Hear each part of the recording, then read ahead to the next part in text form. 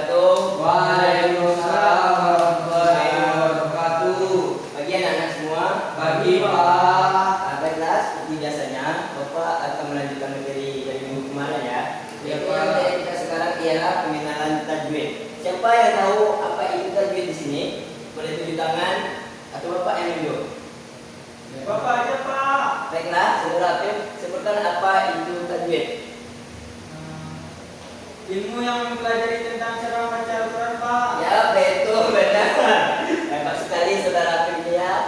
Saudara David Ananda Pika. Dia cabik saudara Ananda. Bisa betul, nah. Baiklah, terima kasih kepada Afif ya. Hebat sekali Bapak, anak Bapak ini. Tajwid ialah ilmu yang mempelajari tentang cara membaca Al-Quran dengan baik dan benar. Dalam pelajaran ini kita akan membahas definisi ruang lingkup dan hukum-hukum dasar dalam tajwid untuk membantu memahami anak-anak Bapak untuk menerapkannya saat membaca Al-Quran. Kita lanjut ke slide selanjutnya. Bisa anak-anak Bapak lihat di sini definisi tajwid dan ruang lingkup tajwid. Definisi tajwid itu adalah ilmu yang mempelajari tentang cara membaca Al-Quran dengan baik dan benar sesuai dengan kaidah-kaidah yang telah ditetapkan. Begitu juga dengan ruang lingkup. Ruang lingkup ialah mencakup pemahaman anak-anak saudara untuk membenarkan makhraj atau hukum bacaan dan cara membaca Al-Quran dengan benar. Siapa yang tahu di sini apa itu makhraj? Tidak tahu, Pak. Anda Jazul, apa itu tahu apa itu makhraj? Tidak tahu, Bapak. Baiklah, Bapak akan menerangkan. Makhraj itu adalah tempat keluar huruf hijaiyah. Ada yang dari kerongkongan, ada yang dari hidung, ada yang di lidah, ada yang di sini di langit-langit. Ya. Masuk selanjutnya. Nah, kita membahas tentang dasar-dasar hukum tajwid ya. Ya, seperti yang Bapak bilang tadi ada makhraj, kemudian ada sifat huruf, kemudian ada juga hukum bacaan. Nah, makhraj ini seperti yang Bapak bilang juga tadi, tempat keluarnya huruf-huruf hijaiyah itu. Jadi huruf hijaiyah itu banyak variasinya ya. Ada cara bacanya seperti ro. Itu enggak ketat sebenarnya ya. Kemudian ada seperti ba, itu keluarnya dari bibir. Ba, gitu ya. Kemudian kita masuk yang kedua yaitu sifat huruf. Kita harus perlu tahu juga bahwasanya huruf hijaiyah itu memiliki sifat-sifat huruf yang melekat pada setiap huruf hijaiyah. Yang ketiga ialah hukum bacaan. Nah, mempelajari hukum bacaan itu seperti mad, gunnah dan juga yang lain-lainnya. Nah, kita membahas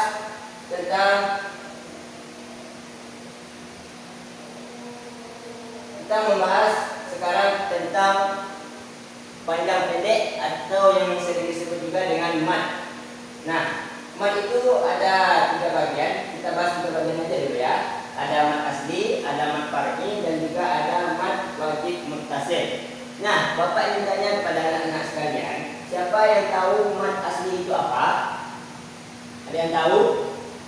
Tidak, Pak. Tidak. Baiklah, mad asli ialah memanjangkan bacaan huruf mad selama 2 harakat. Nah, 2 harakat itu juga bisa kita bilang buat itu kan ya, seperti itu ya. Kemudian ada mad far'i, yaitu adalah memanjangkan bacaan huruf mad selama 4 atau 5 harakat. Kemudian ada mad wajib muttasil, adalah memanjangkan bacaan huruf mad selama 4 sampai 5 harakat. Masuk slide selanjutnya, kita membahas tentang hukum nun mati dan juga tanwin ya. Nah, hukum nun mati ini ada beberapa, yaitu tentang idgham, ikhlas, ikhfa, dan juga ada satu lagi izhar. Nah, izhar ini kita bahas minggu depan ya.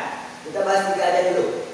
Nah, ada idgham. Idgham itu ialah nun mati atau tanwin yang bertemu dengan huruf-huruf idgham. Cara membacanya ialah dilebur. Nah, siapa yang tahu di sini hukum huruf idgham itu tersebut? Coba bilang kepada Bapak, siapa yang tahu? Tidak tahu, Pak. Tidak tahu ya. Nah, huruf idgham itu ada 6 dan idgham itu dibagi 2. Ada idgham di gunnah dan ada juga idgham di dalam gunnah. Ada juga idgham bila guna. Nah, idgham bila guna hurufnya yaitu ada lam dan ro. Contoh ialah min ladunka atau marrabbuka. Itu disebut dengan huruf atau hukum tajwidnya idgham ya. Idgham apa? Idgham biguna. Idgham bila Guna. guna. Kemudian kita masuk huruf idgham biguna. Nah, biguna ini ada 4 huruf, yaitu ya, nun, mim, dan ro.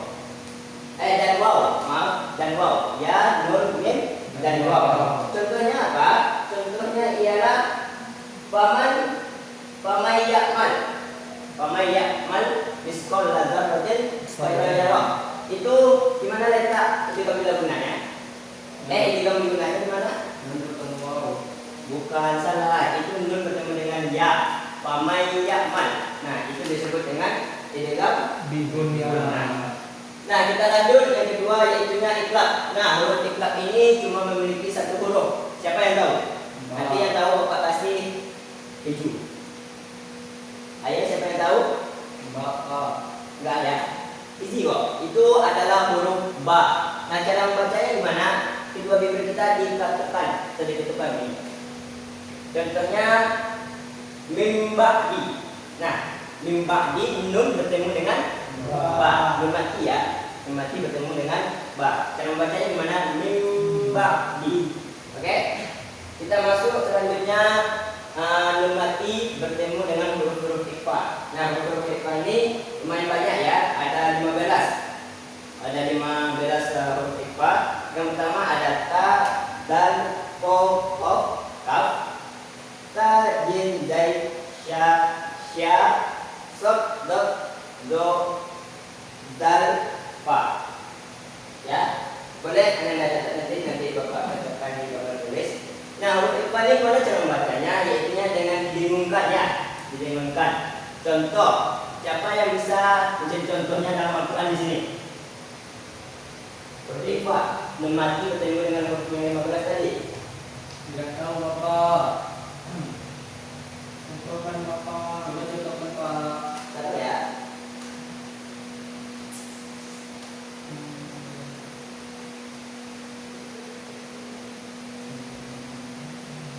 Nggak tahu contohnya dalam Al-Quran. Nah, coba kita telah dulu huruf apa? Surat Al-Fatihah. Coba baca sama-sama surat Al-Fatihah. Bismillahirrahmanirrahim. Alhamdulillahi rabbil alamin.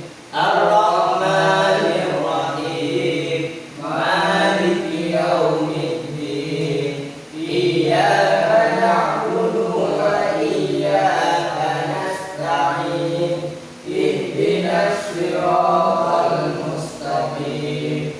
Siratal ladzina an'amta 'alaihim ghairil maghdubi 'alaihim waladdallin. Amin.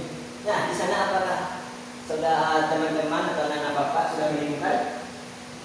Ar-Rahmanir-Rahim. Bukan itu. Yang ikhfa atau apa?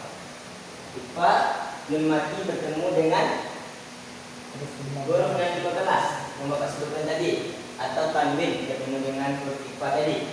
Tidak tahu Pak. Tidak tahu Pak. Nirrahim. Bukan, salah. Coba saudara baca surat Al-Fatihah yang terakhir. Ghairil maghdubi Alaihim waladdallin. Maka ada di sana Ada Pak. apa? Dolin. Dolin. Ya. Itu bukan ikhfa ya, anak sekalian.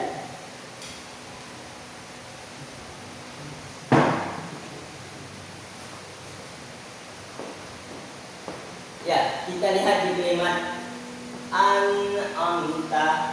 Itu nama kita ketemu dengan apa? dengan nun. Dengan ain atau a. Itu hukumnya bisa ya. Kita apa nanti? Tidak perlu lama, Bapak carikan saja contohnya. Contohnya ialah min tilqai. Nun mati bertemu dengan huruf ta. Min tilqai. Baiklah, lanjut. Step selanjutnya yaitu hukum mim mati. Yang pertama ada ikhfa syafawi, yang kedua ada idgham mimi, yang ketiga ada qalqalah sugro. Qalqalah sugro ini adalah mim mati yang bertemu dengan huruf to, dal, to dan ba, dan juga jim dibaca terputus-putus. Kemudian ada idgham mimi. Idgham mimi ialah mim mati yang bertemu dengan mim atau ba dibaca melebur. Kemudian ada ikhfa syafawi, mim mati yang bertemu dengan huruf ikhfa dibaca sama-sama. Mungkin hari ini mungkin hanya itu yang dapat Bapak sampaikan. Karena Bapak ada urusannya, Bapak sudah dengan wabillahi taufiq wal hidayah. Assalamualaikum warahmatullahi wabarakatuh. Waalaikumsalam.